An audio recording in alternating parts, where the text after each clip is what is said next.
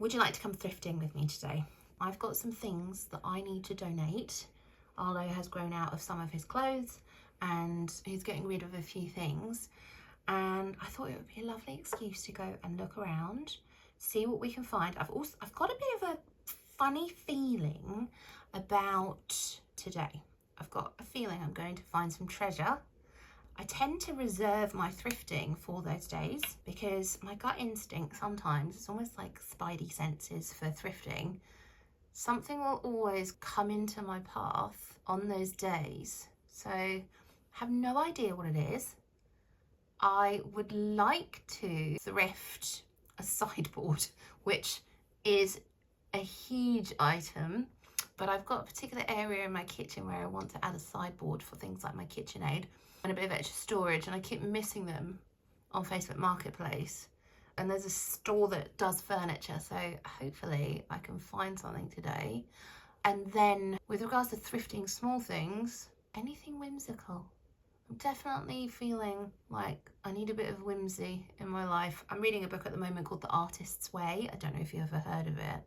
And it really encourages you to lean into your childhood in a way. And mine was very whimsical. I have never been trendy. I was always a little bit of a shy, slightly geeky child. Still am, really. I'm not shy, but I've still got my geek vibe. So I'm hoping to find something that leans into that. That's just going to be a little bit of joy, a little bit of happiness, not too expensive. My husband said not to bring too much home because he knows I'm going thrifting. But I've got a feeling something's meant to find me today. So come with me and we'll see what that is. So I've come out on my solo date. I'm in an area of the eastern suburbs of Melbourne, known as the Big Three, because it's got 3 gigantic op shops all on kind of industrial centre corner. They are humongous. It's a full day out. There's actually 5 now. There's always been 4, but one is a little bit detached from the others. This one in particular, where I'm going to go first, I found some amazing treasure there over the last couple of years. Some really gorgeous bits of furniture in particular. So I've got some bits to donate, but we're going to have a bit of a mooch around, see what we can find. Like I said, I only really come out when I've got a feeling I'm going to find something. I know it's the weirdest thing to say, but quite often I just get this gut instinct that there's some treasure to find. And it was really funny actually today. My husband could see me loading the things in the boot of the car that obviously I'm donating. And he went, "Oh, are we going op shopping, are we?" And I was like, "Yes, I am." And he said, "Don't bring any tat home." And I'm like, "I never do, darling. What you think is tat is treasure." So first things first, we're actually going to get our priorities straight, and I'm going to redeem some of my McDonald's points for a coffee. I might get an iced coffee. It's midwinter here in Australia right now, but it's going to be a high of 20 today apparently, so I might get an iced coffee. I don't know, we'll see.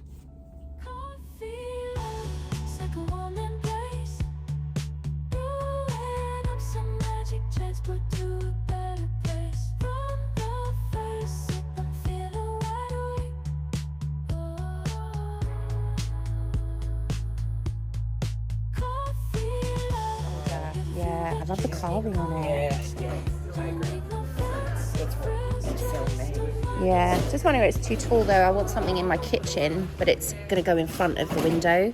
I love this though. Yeah, you wouldn't want to take the legs off. Oh, especially food. I'd leave that in there. Sorry? I'd leave that in there as well. The No, I'm oh, the just legs. thinking Oh the yeah, legs no. off for height, but you couldn't do it till you could.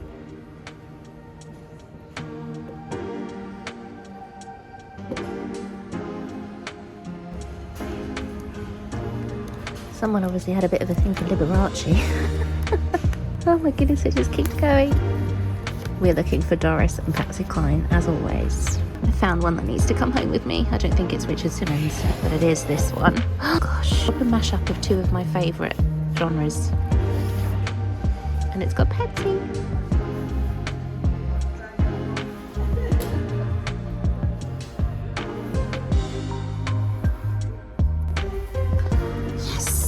I've been collecting my favourites on DVD, and this one is just one that you can't seem to stream anywhere, so that's definitely coming home.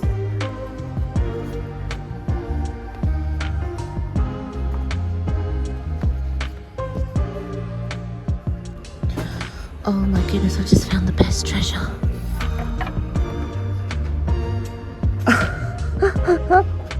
Barb, you are a talent. That's amazing. I don't think my husband would be pleased if I bought this home, but that is so cool. If I lived anywhere near my mum anymore, we would have bought this for her. She named my brother, gave him Elvis's middle name, Aaron. That's amazing. Kind of love this too, but I just don't know where I'd put it. I think it's original. That's original. I need more wall space. Oh my goodness. Look at this. That is peak 90s, 1995.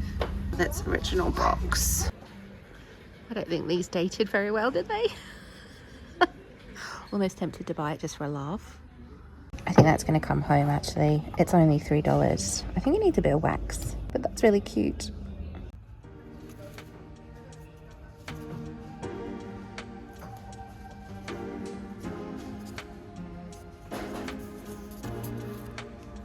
I found Ross's apothecary table. I actually really love it. My mum had one quite similar to this. Let me see what side goes up. Wow. That would make a great coffee table. I can smell the spices. I wasn't expecting to look at clothes today, but there's something about this that's caught my eye. I just think the print is really cute. It's almost like a cropped shirt. I don't always do well with things, pockets on the bust area. I'm thinking that could be really sweet. I might try it on.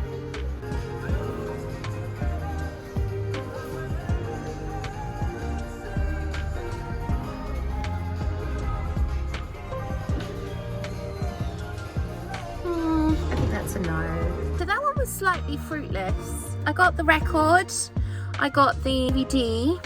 I very nearly considered getting some Gilmore Girls DVDs because I saw this morning that it's leaving Netflix.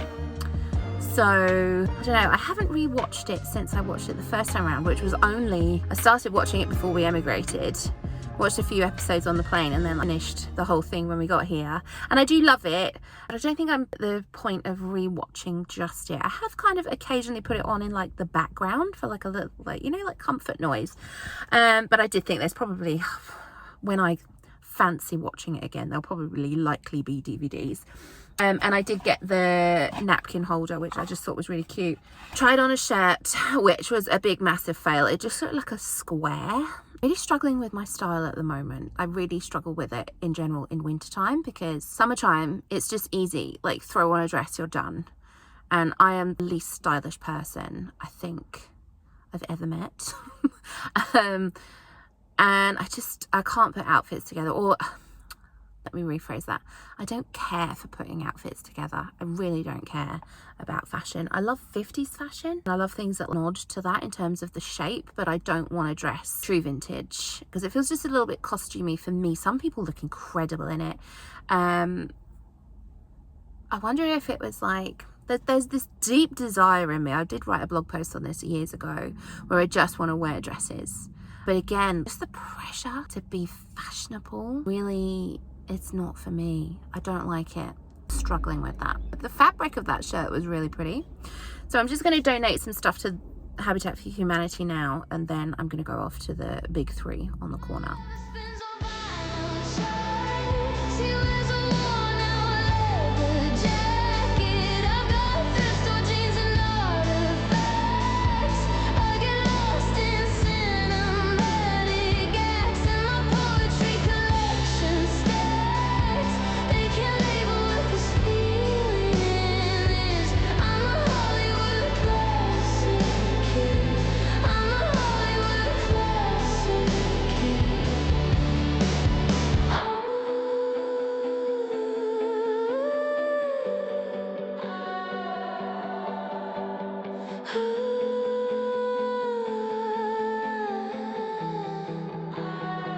They say I'm too quiet to be seen.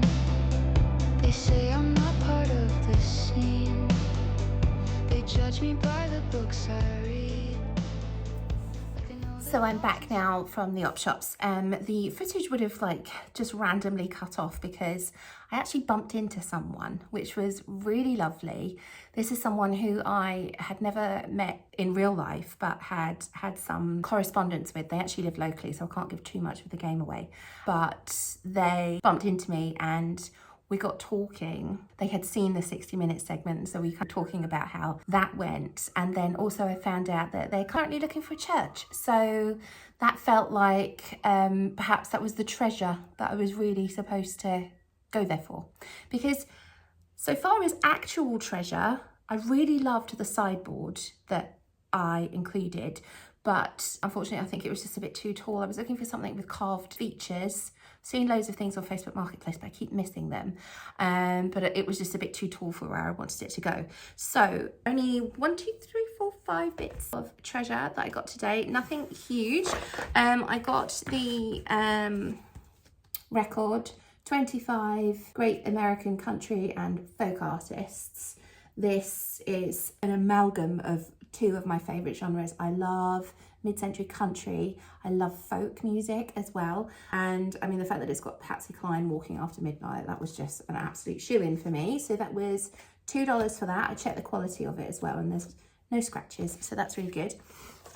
And then in the spirit of physical media, I got, so keeping in the country theme, I got Walk the Line. Thank you, Graham Clark, for donating this. You can't stream it. And it was on Instagram a while back, and they said that streaming services are for new media, not to gatekeep the old stuff. And I've noticed that a lot of the favourites of mine come and go, and sometimes I want to watch something I'm in the mood for, I don't know, watching The Darling Buds of May or a movie like this, and it's just like, it's not available right now. So I'm not going to have too much of a big collection of physical media, but my absolute favourites definitely going to collect. So that was, I think, $1, so about 50p. And then in that very same shop, I got this for $3. Definitely going to add some X to it as well. So just for napkins on my dining table, or pop it over on my dresser. So just for paper napkins, like really messy finger food things like pizza and whatnot. And then in the big Vinnies, which is where I bumped into that person, I got another DVD. I have recollections of watching this one at some point in the 90s. It's called Home Fires Burning, and it's got the guy in it from While You Were Sleeping. And then also I remember this woman, I can't remember the movie. I've got a feeling it was either Cocoon or, what was it called? Batteries Not Included. But it's just got that. Looked on the back. This was, again, I think this was 50 cents, so 25p. This one's set in the Second World War in America. This one, I'm not sure when it's set, but I can just tell, if I just like pan down like that, you know, the really cozy, almost like glowy 90s movies, the way that they filmed them back then, which obviously was on film, rather than filming them digitally. When things get filmed digitally, they lose their colour and saturation and that sense of kind of like real, like homely warmth vibes. And I think that's why a lot of us are really kind of like leaning into the 90s at the moment, because it was the last time that things looked charming and wholesome and cozy. And yeah, so, I mean, vague recollection of seeing this one. It was probably something my mum put on at one point, and I've never seen that one, so that would be a nice kind of like Sunday matinee. And then I'm reading a book at the moment that encourages you to remember the things of your childhood that you loved, and to lean into that. And I was looking for some hardback copies of the Bramley Hedge books, because I love things in miniature and animal stories and things like that. But anyway, I saw this. Sorry to interrupt from the future, but Editing Alina has just remembered that she wanted to show you something to illustrate my love for things in miniature. This won't mean much to you, but it means everything to me, because I adopted something the other week. You might have seen on my Instagram stories, but I just had to share this with you because it's the cutest thing. This is how obsessed I am with things in miniature. Oh, come on, focus. Isn't this just the sweetest little thing. There is a children's shop in Northcote in Melbourne, and there is a fibre artist there. Oh gosh, I'm struggling to show you this. There's a fibre artist there who does the most incredible little fibre pictures. I got chatting to her, and I can't remember how much he was. I think maybe like $3. But he's just the sweetest little mousey. And I had to adopt him. I had to come home with me. He lives somewhere where he'll greet you if you turn up to my house. I won't tell you where, because if you ever come to my house, I want you to find him for yourself. How cute and whimsical is that?